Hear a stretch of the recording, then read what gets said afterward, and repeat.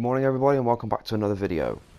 Today's video is going to be something a little bit unusual in the same form as yesterday's video regarding different variants of the Shermans that could be added to War Thunder.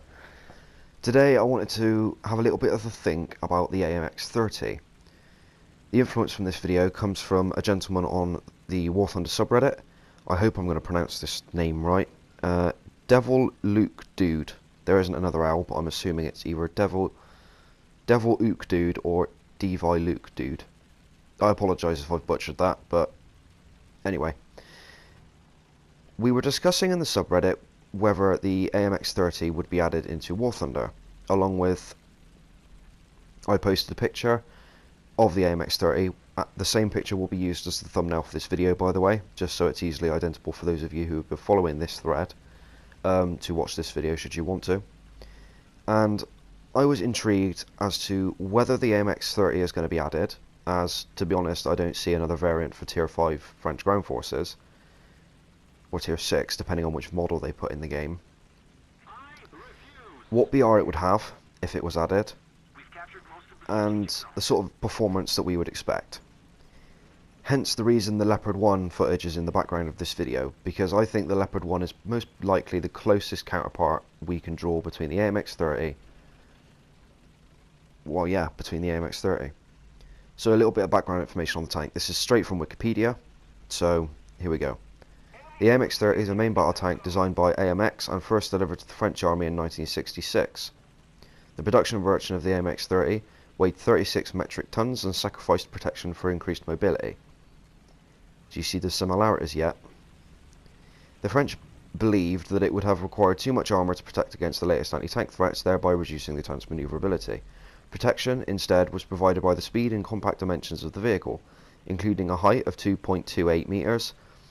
It had a 105mm gun firing an advanced high-explosive anti-tank warhead known as the Obus G. The Obus G used an outer shell separated from the main charge by ball bearings to allow the round to be spin, I think it means to be spun, stabilised by the gun without affecting the warhead inside. Mobility was provided by a 720 horsepower HS-110 diesel engine, although the troublesome transmission adversely affected the tank's performance. Of course, we don't have to worry about that because, thankfully, War Thunder doesn't model historical issues with tanks' designs.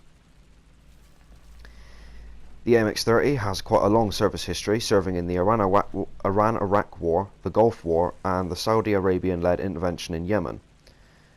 3,571 of these tanks were built, and here's some quick specs. 36 tons, a length of 9.48 metres or 31 feet and 1 inch with the gun forward, a width of 3.1 metres or 10 feet and 2 inches, and a height of 2.28 metres or 7 feet 6 inches. 4 crew, commander, gunner, loader and a driver. Armour 80mm, 3.1 inches at maximum. The turret armour, I believe, on the AMX-30 was its strong suit, so that's most likely where this 80mm comes into play. 105mm Model F1 tank gun. I can't say for certain as it doesn't say, but I'm assuming this would be a license-built copy of the Royal Ordnance R7A1, the same as the gun on the Centurion Mark 10, the Leopard 1 and the Leopard A1A1, come to think of it, as well as the gun on the STB-1. A secondary armament of a 120mm autocannon in the coax and a 7.62mm machine gun. 50 calibers were also fitted to the commander's cupola. Power to weight ratio of 18.9 horsepower per ton, and the transmission was a manual AMX-30 semi-automatic SESM ENC200 in the case of the AMX-30 B2, with torsion bar with shock absorber suspension, and a max speed of 65 km an hour or 40 miles an hour. Hopefully you will see why I think this draws very close resemblance to the Leopard. So that's the tank, or a very brief overview of said tank. As I said, I think the closest vehicle we can draw a parallel line to in regards to the AMX-30 would be the Leopards. They're fast, reasonably mobile. The gun is the same caliber, and like I said, assuming it's a license-built copy of the L7A1, then they basically have the same gun anyway. I think the Leopard may actually be taller I can't say for certain though, I don't know how tall the leopard actually is. Allow me to just Google this and I'll get back to you.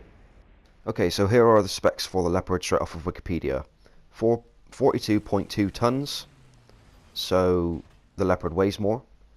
A length of 9.54 meters, so the leopard is not quite as long, although it's wider at 3.37 meters and is slightly taller at 2.39 meters. So same amount of crew. The armor is substantially less though, although of course it lists it here as hull armor as well as turret armor. The main gun, as I said, was the Royal Ordnance license built copy L7A3 L52 rifled main gun.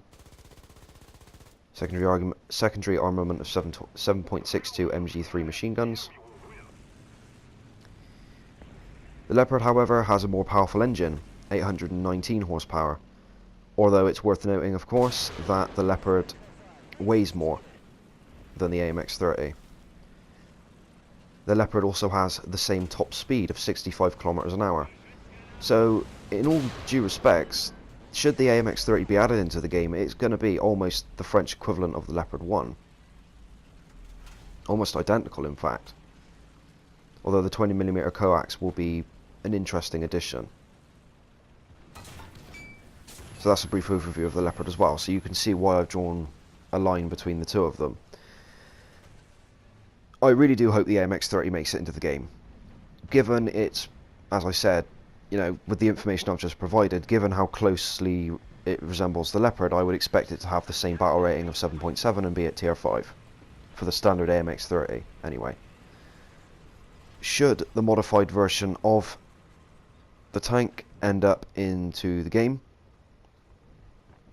I think the AMX-30B was one of the upgraded versions. That will probably weigh more, and I think it had a 120mm gun, although I can't be certain. That would then be the tier 6, or at very least the 8.380 battle rating tank. So let me know what you think. Are you looking forward to the AMX-30? Do you want to see it in the game? Let me know what you think down in the comment section below, or in the comment section on Reddit, or wherever else this video ends up. If you enjoyed the video, please like, share and subscribe for more, because it really does help out the channel. Only 4 subscribers away from 100, I can't believe it. So thank you for everybody to contributing to that so far. Hope you enjoyed the video, and I'll see you guys in the next one. Cheers.